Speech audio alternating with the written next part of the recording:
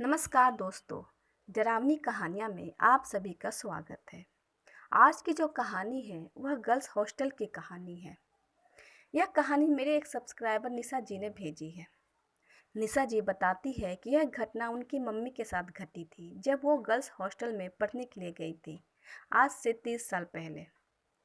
वो बताती है कि जिस गर्ल्स हॉस्टल में वो पढ़ने के लिए गई थी वह गर्ल्स हॉस्टल हॉन्टेड था, पर यह बात उनकी मम्मी को नहीं पता थी। उन्हें जो कमरा मिला था वह बहुत सस्ते दामों में मिला था, तो घर की परिस्थितियां भी ठीक नहीं थी, इसीलिए उन्होंने यह कमरा ले लिया।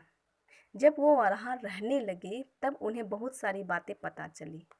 एक रात जब वो अपने कमरे में रात को पढ़ाई कर रही थी तो अचानक से छत पे किसी के धप धप धप धप करने की आवाज़ आई। ऐसा लग रहा कि कोई दौड़ रहा हो छत पे बहुत ज़ोरों से। वह डर सी गई। उन्होंने अपने साथ वाली लड़की को उठाया तो उस लड़की ने बताया कि ये हॉन्टेड एरिया है, यहाँ पे ये बातें आम होती हैं। छत पे किसी का दौड़ना, किसी का चलना और बहुत ज़ोरों से चीखना। उनकी मम्मी डर गई थी क्योंकि ये बातें उन्हें पता ही नहीं थी। फिर भी वो शांत रहकर पढ़ाई करने लगी। जब वो कॉलेज आने जाने लगी और उस हॉस्टल में रहने लगी तो बहुत सारी बातें उन्हें पता चली, जैसे कि रात को सीढ़ियों पे नहीं चढ़ना है, छत पे नहीं जाना है। अगर आप बाथरूम की तरफ जाते हो तो सीधे बाथरूम जाओ और अपने कमरे में चले आओ, इधर उधर झांकना नहीं है। तब उन्होंने एक रात उनके साथ बहुत ही अजीब घटना घटी। जब वो रात को बाथरूम जाने के लिए उठी, जब जैसे ही उन्होंने बाथरूम के पास पहुंचा तो देखा कि कोई आकृति जो काला साया है जो सीढ़ियों पे खड़ा है। उन्हें लगा कि कोई गर्ल्स की लड़की होगी, हॉस्टल की लड़की होगी। जब वो बाथरूम के अंदर गई तो अचानक से बाथरूम का जो दरवाज़ा था वह बंद हो गया और वो खुल ही नहीं रहा था। वो बाथरूम के अंदर से चिल्लाने लगी, पर आवाज़ जो थी वो बाथरूम के बाहर से निकल ही नहीं रही थी। वह बहुत ज़ोरों से चिल्ला रही थी कि अचानक से उन्हें बाथरूम के जो खिड़की थी उसके बाहर उन्हें एक हाथ दिखाई दिया जो बहुत ज़ोरों से हिलता हुआ उनकी तरफ आ रहा था।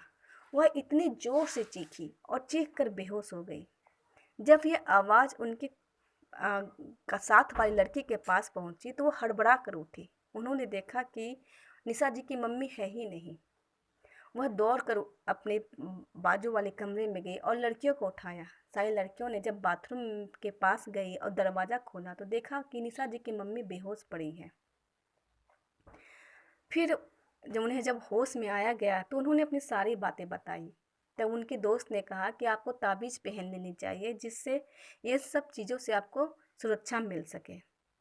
जब निशा जी की मम्मी आई और निशा जी से मिली तो उन्होंने एक ताबीज़ पहनाई, क्योंकि वो दूसरा हॉस्टल अफोर्ड नहीं कर सकती थी क्योंकि उनके पास पैसे कम थे। फिर एक दिन निशा जी यूं ही शाम को मन नहीं लग रहा था तो वे छत पर टहलने के लिए सोची। उन्होंने सोचा कि ताबीज़ पहन ले, अब तो कोई डर की बात नहीं थी। यह उनकी ज़िंदगी की सबसे बड़ी भूल थी। जब वो छत पर गई और जब छत पे टहलने लगी, वो भी जब सूरज ढल चुका था और चारों तरफ अंधेरा हो चुका था, ठंड पे छत पे ठंडी ठंडी हवा चल रही थी कि अचानक से छत का जो दरवाज़ा था वह बंद हो जाता है बहुत ही ज़ोरों से। वह डर सी जाती है और छत की तरफ भागने लगती है, दरवाजे की तरफ। जब वो जोर से दरवाज़ा पीट रही थी फिर भी दरवाज़ा नहीं खुल रहा था। फिर उन्होंने देखा कि छत पे बहुत सारे काले साए हैं जो उनकी तरफ बढ़ते चले आ रहे हैं। वह डर के मारे पसीने से तरबतर हो चुकी थी और बहुत ज़ोरों से चीख रही थी। वह दरवाजे को बहुत ज़ोरों से पीट भी रही थी।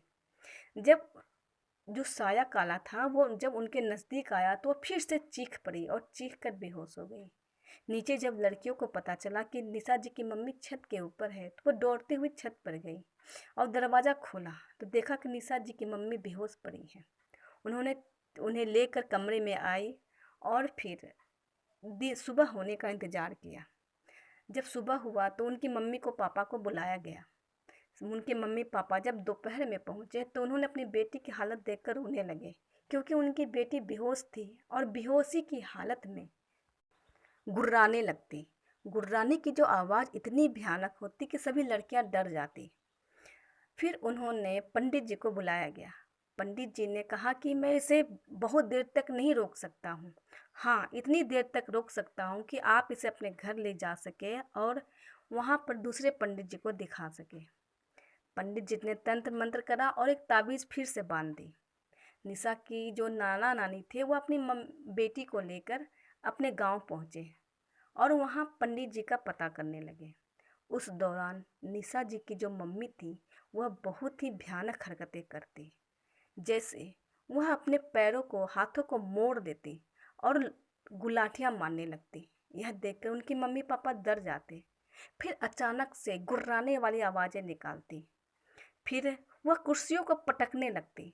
वह कमरे में रखे सामानों को इधर उधर फेंकने लगती और गुर्राने वाली आवाज़ें निकालती। उनकी आवाज़ स्पष्ट नहीं होती थी, पर आवाज़ में ऐसा होता कि मैं इसे लेकर जाऊंगा, इसने बहुत बड़ी गलती करी है, मैं इसे लेकर जाऊंगा। उनकी मम्मी पापा बहुत ही डर गए। उन्हें कोई ऐसा पंडित नहीं मिल रहा था कि जो उनकी बेटी को ठीक कर सके। बहुत पता करने पे उन्हें एक ज्ञानी पंडित जी मिले। जब वो पंडित जी आए तो जैसे ही उन्होंने उनके कमरे में कदम रखा, निशा जी की मम्मी बहुत ही तेज आवाज में गुर्राते हुए पंडित जी की ओर झपटा मारने के लिए दौड़ी।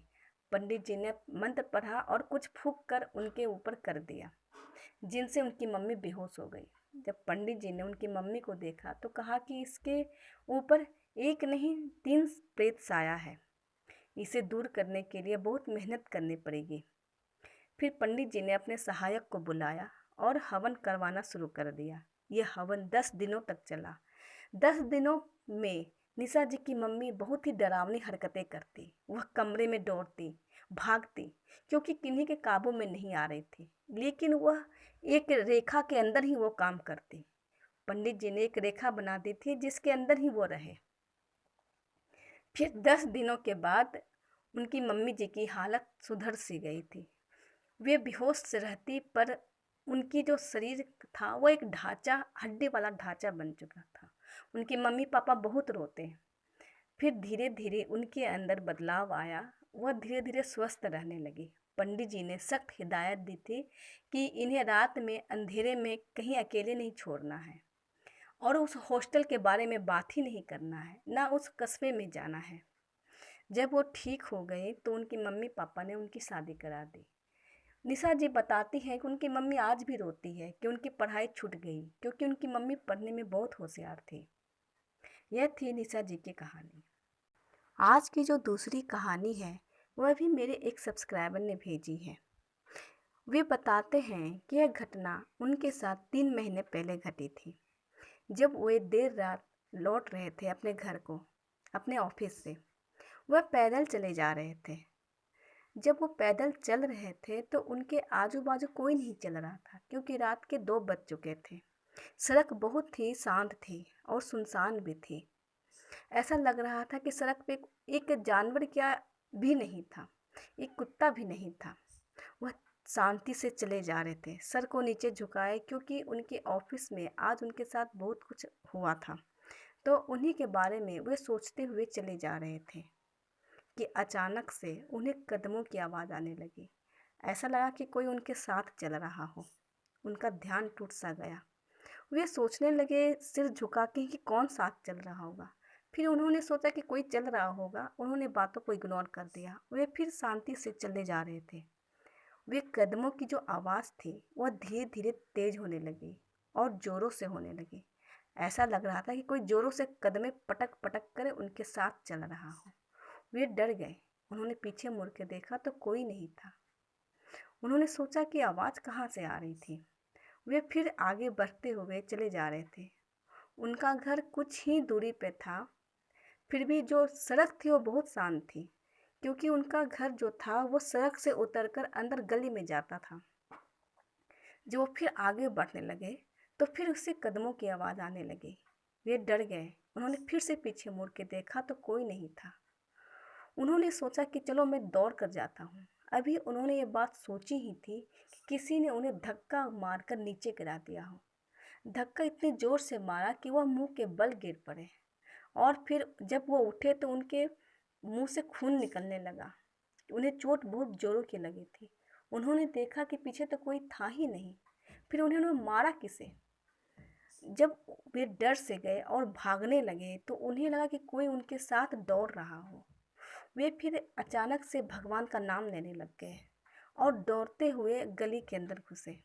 फिर अपने घर के पास जोरों से दरवाज़ा खटखटाने लगे। जब दरवाज़ा खुला और उनके परिवार वालों ने उनकी हालत देखी तो वे भी डर गए। वे घर के अंदर आए तो उन्हें लगा कि कोई चोर उचक्का होगा जो उनके साथ मारपीट करी और छिनतई करी है। पर उन्होंने जो बातें बताई यह सुनकर उनके घर वाले भी डर गए। तब उन घर वालों ने कहा कि रात में अकेले नहीं आना है तुम्हें।